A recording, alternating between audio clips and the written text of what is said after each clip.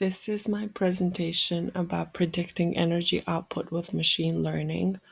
The case study is about a combined cycle power plant.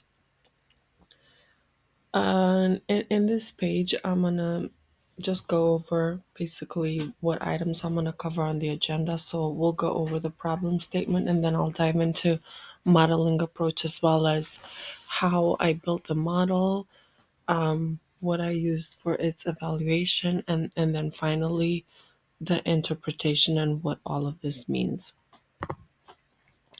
When going into the problem statement, basically just based off of what the assignment really had, what we're trying to do is to build a model that predicts the electrical energy output of a combined cycle power plant, which uses a combination of gas turbines, steam turbines, heat recovery, steam generators to generate power.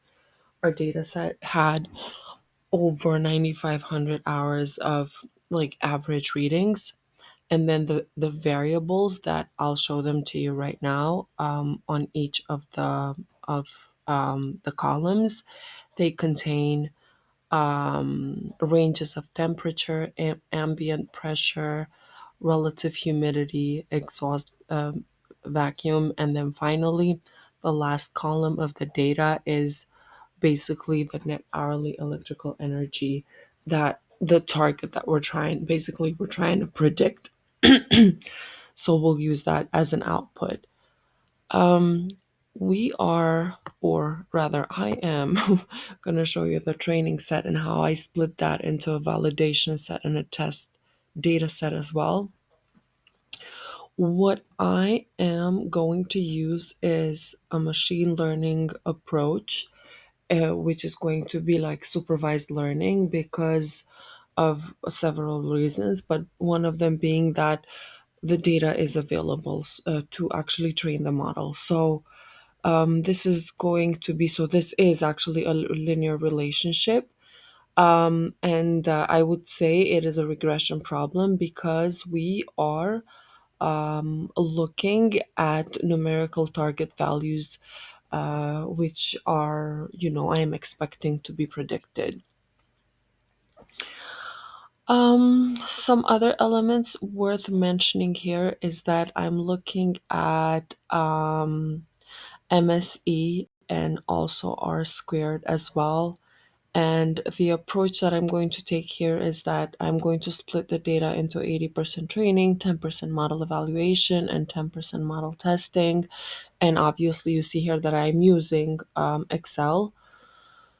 And I'll use this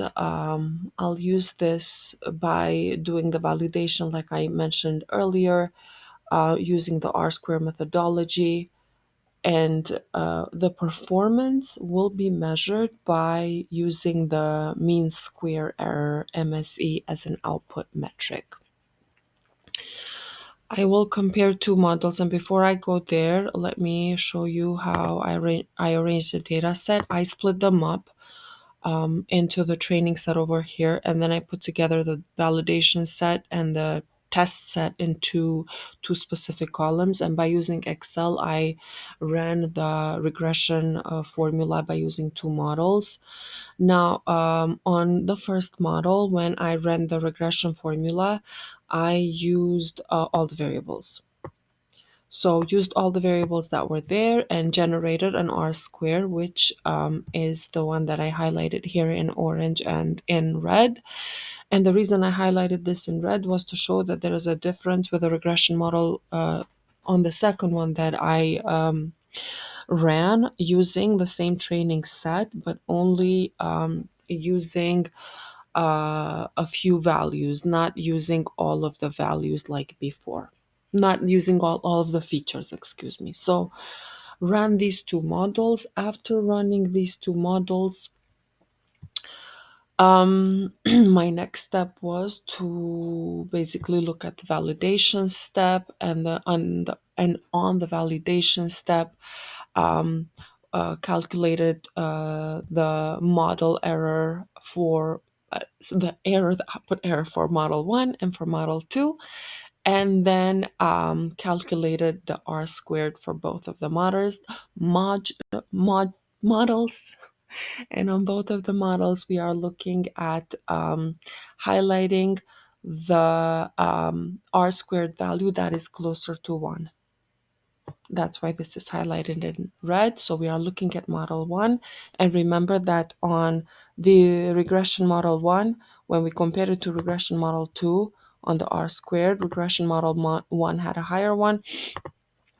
And then using the data set, as I said earlier, I will be using the MSE to see which one is lower, because the lower the better. And when we are looking at the two models, when I did the calculations for the models, you can see the formula here, came to the conclusion that model 1 MSE is lower.